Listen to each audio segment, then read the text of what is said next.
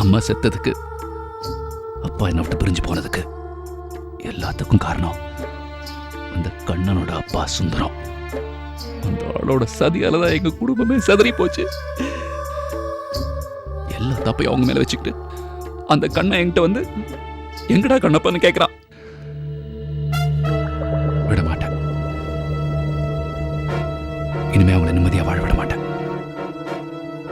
நாங்க பட்ட வேதனை எல்லாம் அவங்களுக்கு தெரியணும். தெரிய வைப்பேன். தெரிய வைப்பேன்.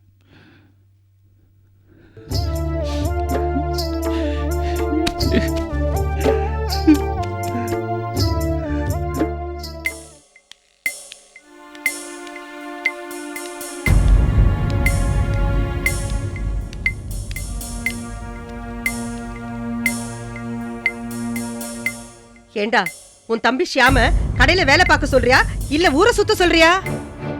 ஏம்மா என்னாச்சு? நான் கேட்டதுக்கு பதில் சொல்லு. வெளியிலன்னா ஏதாவது டெலிவரி இருந்தா போவான், இல்ல செக் கலெக்ஷனுக்கு போவான். அதுதான் நோக்கு தெரியும். அவன் ஊரை சுத்துறான். ஆர்த்தியை போய் பார்த்திருக்கான். அது நோக்கு தெரியுமா? இது எப்படி உனக்கு தெரியும்? அவங்க அப்பா ஃபோன் பண்ணினார். சும்மா ஒன்னும் ஃபோன் பண்ணல. என்ன மட்டும் இல்ல, இந்த குடும்பத்துல இருக்கிற அத்தனை பேரையும் கேவலமா பேசினார். நினைச்சாலே உடம்பெல்லாம் கூசறதுடா. அம்மா, ஆர்த்தி ஒரு கிரானைட் கம்பெனியில் ஒர்க் பண்ணுறாங்கிற விஷயம் எனக்கு தெரிய வந்தது.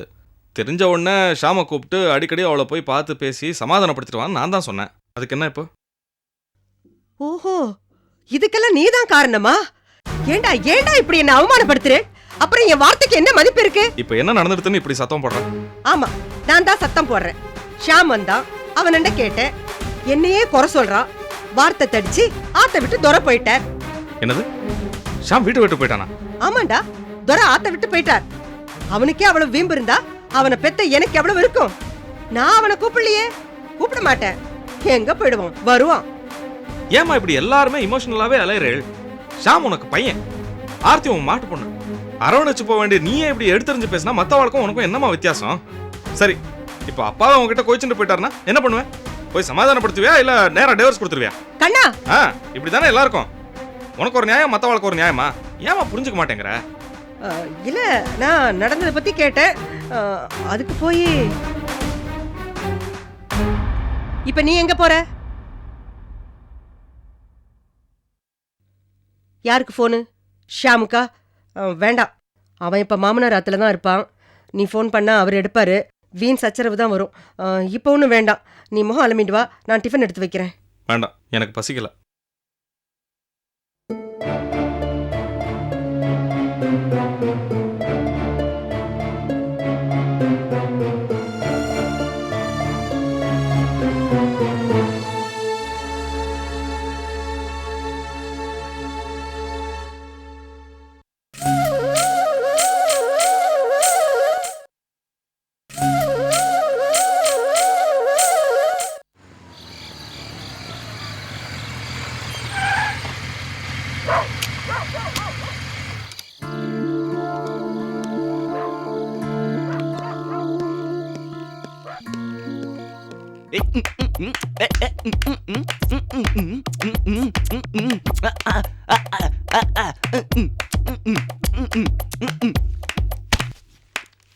என்னடா மச்சான், பேக்கோட வந்திருக்க? ஊருக்கு எங்கேயாவது கிளம்புறியா?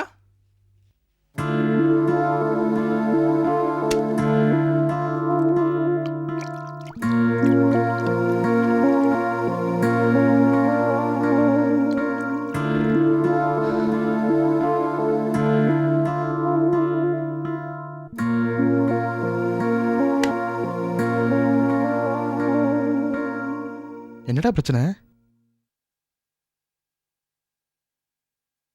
உங்க ரூம்ல நான் கொஞ்ச நாள் தங்கலாமாடா? என்னடா ஆச்சு? கடல் மாதிரி வீட்டை வச்சுட்டு இங்கே வந்து தங்குறேங்கிற? கடல் மாதிரி வீடுதான், ஆனா உறவெல்லாம் உப்பு கரிச்சு போச்சுடா. ஏய், தத்துவம் வேண்டாம் மச்சான், நடந்ததை சொல்லு. நான் வீட்டுல அம்மாவோட சண்டை போட்டு வெளியில வந்துட்டேன்டா. ஏன்? அம்மா பண்றது கொஞ்சம் கூட நல்லா இல்லடா. ஆர்த்தி விஷயத்துல அவங்க ரொம்ப அடமெண்டா இருக்காங்கடா. அவ பாவம்டா, டெய்ல்ஸ் கம்பெனில வேலைக்கு போயிட்டு இருக்காடா. மனசுக்கு ரொம்ப கஷ்டமா இருக்குடா. டே, ஒய்ஃபை வீட்டை விட்டு அனுப்பும்போது நீ கூட வந்திருக்கணும். இப்போ ஃபீல் பண்ணி என்னடா பண்றது? எங்கள் வீட்டில் என் பேச்சுங்கடா எடுபடுது. எங்கள் அம்மாவை மீறி நான் எதுவுமே பண்ண மாட்டேன்டா. ஆனால் இன்னைக்கு என்னவோ தெரியலடா, எங்கள் அம்மாவை தைரியமாக எடுத்து வச்சுட்டு நான் வெளியில் வந்துட்டேன்டா. என்ன பேசுன? இல்லைடா, வீட்டுக்கு போன உடனே அம்மா ஆர்த்தி பிரச்சனை எடுத்துட்டாங்கடா. அவளை ஆஃபீஸ்லேருந்து வீட்டில் போய் ட்ராப் பண்ணிட்டு வந்தேன். அதை ஆர்த்தி அப்பா ஏதோ ஃபோன் பண்ணி சொல்லியிருக்காருடா. என் பேச்சை மீறி நீ ஏன்டா இப்படி பண்ணேன்னு கேட்டாங்கடா. உடனே அவங்க பண்ண தப்ப நான் எடுத்து சொன்னேன்டா. பெரிய ரகலை ஆயிடுச்சுடா. ராகவனும் அம்மாவுக்கு பறிஞ்சு பேசினான். உங்கடா நீங்களும் உங்கள் குடும்பமும் சொல்லிட்டு நான் பாட்டு துணிமணி எடுத்துன்னு வந்துட்டேன்டா. அதெல்லாம் சரிடா. இந்த வீம்பும் கோவமும் எத்தனை நாளைக்கு? என்னைக்கா இருந்தாலும் உங்க வீட்டை தேடி போய் தானே ஆகணும். போவேன்டா, போவேன், கண்டிப்பாக போவேன். எப்போ தெரியுமா? என் சொந்த காலில் நின்று நான் யாரையும் நம்பி இல்லைன்ற பொசிஷன் வந்த அப்புறம் நான் ஆர்த்தியை கூட்டிகிட்டு வீட்டுக்கு போவேன்டா. போய் நான் ஜெயிச்சிட்டேன்றதை சொல்லாமல் சொல்லுவேன்டா. அது வரைக்கும் அந்த வீட்டு பக்கம் தலை வச்சு கூட படுக்க மாட்டேன்டா. உன் டயலாக்லாம் நிறுத்துற. இதெல்லாம் லைஃபுக்கு ஒத்தே வராது. பிரச்சனை அதோட இடத்துல இருந்தே போறானுண்டா. உங்க அம்மா விட்டே ஆர்த்தியை கூட்டிட்டு வர வைக்கணும்டா. அதுதான்டா சவால். இல்லைடா, நான் அந்த குடும்பத்தில் இருந்தா நானா இருக்க மாட்டேன்டா. மானம் மரியாதைலாம் கெட்டு அழிஞ்சிருவேன்டா. டேய், லைஃப்பை தனியாக ஃபேஸ் பண்ணுண்டா. டேய், நீங்கள் இருக்கீங்கன்ற தைரியத்தில் நான் பாட்டு வீட்டை விட்டு வந்துட்டேன்டா. டேய், கொஞ்ச நாளில் நான் என்ன பண்ணுவேன்றது தெளிவாயிடுவேன்டா. அது வரைக்கும் என்னை கொஞ்சம் கூட வச்சுங்கடா ப்ளீஸ். ப்ளீஸ்டா. டேய் மச்சான், நம்ம ஃப்ரெண்டு ஒருத்தன் தனியாலாம் ஜெயிச்சு வரது நமக்கு பெருமை தானடா. நீ எத்தனை நாள் வேணா தங்கி மச்சான். என்னடா சொல்றீங்க? ம் மச்சான், நீ சாப்பிட்டுக்க மாட்ட. முதல்ல கை கால் கழுவிட்டு வா, சாப்பிடுவோம். தேங்க்ஸ்டா, ரொம்ப தேங்க்ஸ்டா.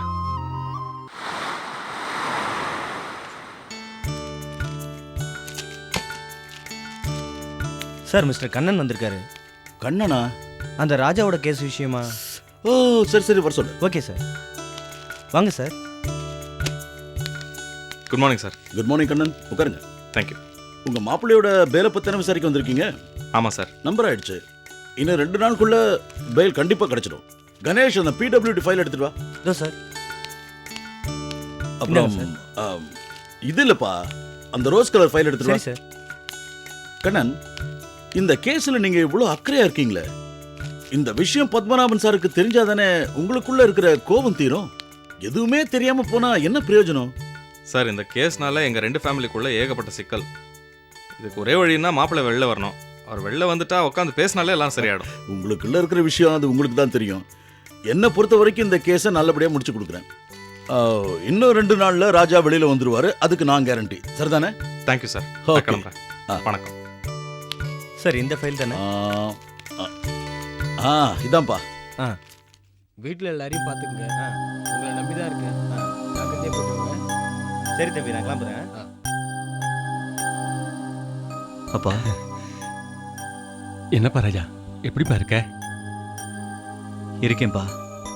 அம்மா எப்படி இருக்காங்க? அம்மா நன்னா இருக்கா. எப்பவும் உன்னையே தான் நினைச்சுட்டு இருக்கா. ராஜா, இன்னொரு சந்தோஷமான விஷயம். உன்னோட கேஸை ஹைகோர்ட்ல எடுத்து நடத்த டெல்லியில இருந்து ஒரு பெரிய லாயர், அவர் பேரு மகேஷ் குப்தா, அவரை நானும் ரங்கநாதன் போய் சந்திச்சோம். சரிப்பா.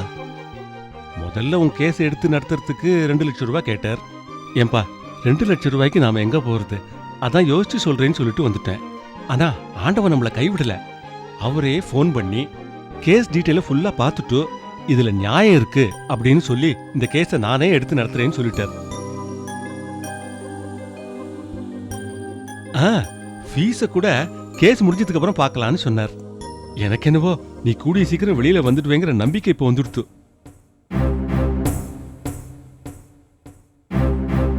உங்க நம்பிக்கை வீண் போகாதப்பா, கவலைப்படாதீங்க. நான் வெளியே வந்ததும் அவர் ஃபீஸை எப்படியாவது கொடுத்துடலாம்ப்பா. ஆனா நாம ஒரு பெரிய தப்பு பண்ணிட்டோம். இந்த சுந்தரத்தை நாம நம்பி இருந்திருக்க கூடாது. முதல்லயே நாம ஒரு லாயரை பார்த்திருந்தோம்னா இந்நேரம் நீ வெளியில வந்திருப்ப. அது வேற ஒண்ணும் இல்ல. நம்ம லாயர் இருக்காரே மகேஷ் குப்தா, உன்னுடைய கேஸ் டீடைல்ஸ்க்காக கேஸ் ஃபைல் வேணும்னு கேட்டார். நான் அந்த டம்மி லாயருக்கு ஃபோன் பண்ணி கேட்டேன். அவன் என்னடானா, சுந்தரம் ஃபோன் பண்ணட்டும், கண்ணன் ஃபோன் பண்ணட்டும், அப்பதான் அந்த கேஸ் ஃபைலை தருவேன்னு சொல்லிட்டான். அதுக்கப்புறம் நான் கண்ணனுக்கு ஃபோன் பண்ணி அந்த கேஸ் ஃபைலை வாங்கறதுக்குள்ள நான் பட்ட பாடு இருக்கே. ச்சே, விடுங்கப்பா. இந்த நேரத்துல ஏன் அவங்கள நினைச்சுக்கிட்டு என்ன நடக்கணுமோ அதை பத்தி மட்டுமே யோசிப்போம். சரிப்பா, அப்ப நான் கிளம்பட்டுமா? அப்பா, அம்மாவுக்கு தைரியம் சொல்லுங்கப்பா. அதுக்கெல்லாம் நீ கவலைப்படாத, நான் பாத்துக்கிறேன். நீ தைரியமா இரு, கூடி சீக்கிரம் நீ வெளியில வந்துடுவேன். வரட்டுமாப்பா?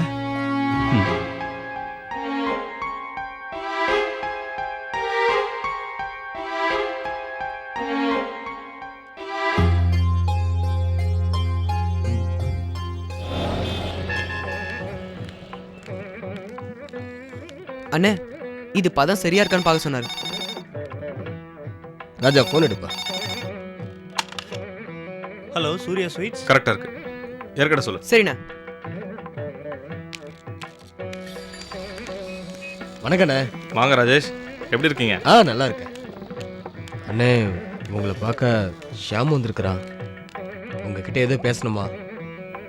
ஷாமா? வெளியில வெயிட் பண்றான். ஏன் உள்ள வர வேண்டியதானே? இல்ல வரமாட்டேங்கிறான், உங்களை வர சொல்றானே. சரி வாங்க.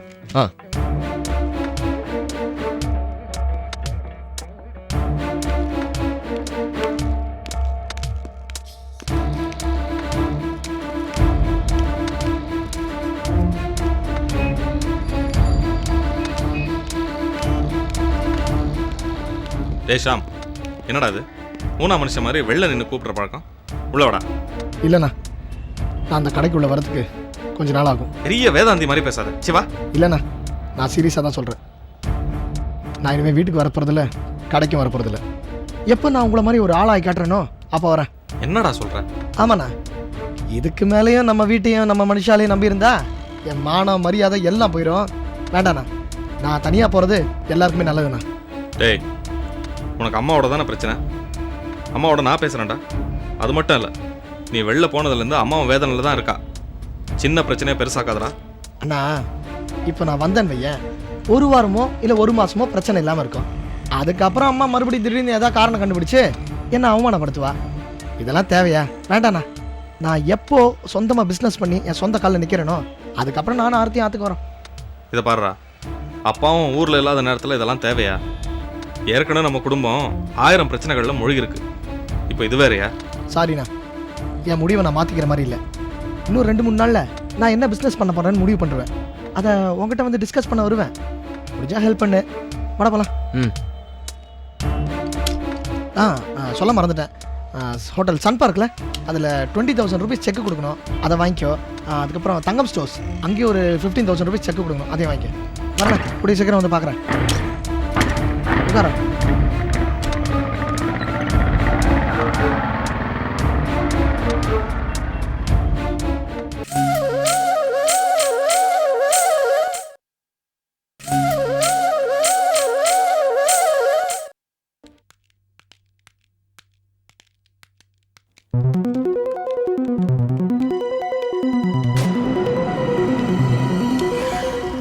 உள்ள வரலாமா?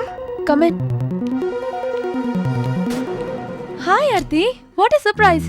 ஃபோன் கூட பண்ணாம வந்திருக்க. உட்காரு.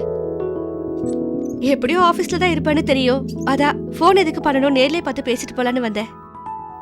அப்புறம் அம்மா அப்பாலாம் நல்லா இருக்காங்களா? நல்லா இருக்காங்க.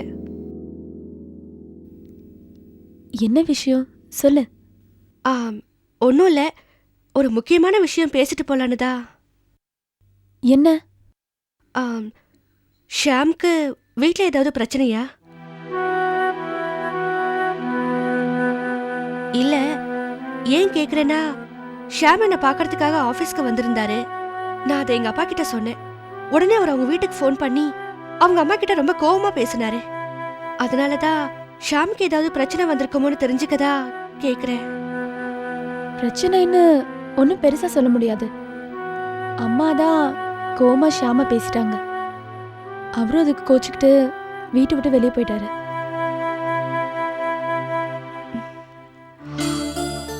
என் விஷயத்துலதான் அம்மா அப்படி நடந்துக்கிட்டாங்க.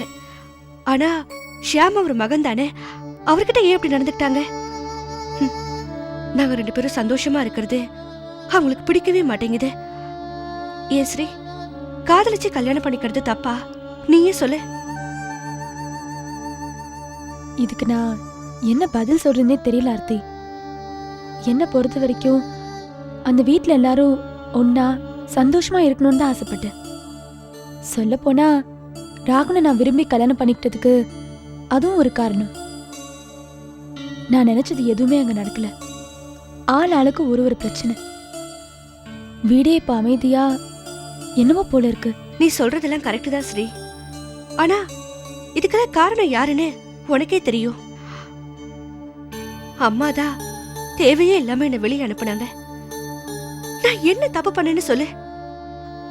நான் நினைச்சு பாக்குறேன், எனக்கு தெரியல. அவங்க பொண்ணு கோதை வீட்டை விட்டு வெளியே வந்ததுக்கோ எனக்கு என்ன சம்மந்தம் இருக்கு? நானும் எவ்வளவோ பொறுமையா தான் இருந்து பார்த்தேன். ஆனா கடைசி வரைக்கும் அவங்களுக்கு என்ன பிடிக்கவே இல்லை. அந்த கோவத்தை இப்ப ஷியாம் மேல காட்டுறாங்க. அவ்வளவுதான். சரி ஆர்த்தி, நடந்த தப்புக்கு யார் மேலேயும் நம்மளால குறை சொல்ல முடியாது. எனக்கு வேண்டியதெல்லாம் சந்தோஷம். அது இப்ப அங்க இல்ல. நானும் உன்ன மாதிரிதான். உன் நிலைமை எனக்கு எப்ப வேணா வரலாம். ஆனா யார் மூலமா வரப்போறதுன்னு தான் தெரியல. உனக்கு அதெல்லாம் வராது ஸ்ரீ. ஏன்னா நீ பணக்கார விட்டு பொண்ணு. உன்னை ஏதாவது சொல்லணும்னாலே அவங்க பயப்படுவாங்க. பிரச்சனை அவங்க மூலமா வரலனாலும் வேற யார் மூலமா வரலாம்ல? நீ சொல்றதும் கரெக்ட் தான் ஸ்ரீ. இருந்தாலும் பிரச்சனைன்னு ஒண்ணு வந்தா உனக்குன்னு சப்போர்ட் பண்ண ராகவண்ணா இருக்காரு. ஆனா ஏன் புருஷன் அப்படி இல்ல. எதுவா இருந்தாலும் அவங்க அம்மா சொல்றதா வேத வாக்குன்னு இருக்காரு. அவர் ஒழுங்கா இருந்தா நான் ஏன் இப்படி இருக்க போறேன்? ஷியாம் ரொம்ப நல்லவர் ஆர்த்தி. மனசுல ஒண்ணு வச்சுக்கிட்டு வெளியே பேச தெரியாது. நான் அவரை குறை சொல்லவே மாட்டேன். அவருக்கு தைரியம் வரணும்னு தான் நான் ஆண்டவன் கிட்ட வேண்டிக்கிறேன். அவர் சொந்த கால நின்னாதா நாங்க 2 பேரும் நல்லா இருக்க முடியும். கவலையப்படாத, நிச்சயமா நல்லது நடக்கும்.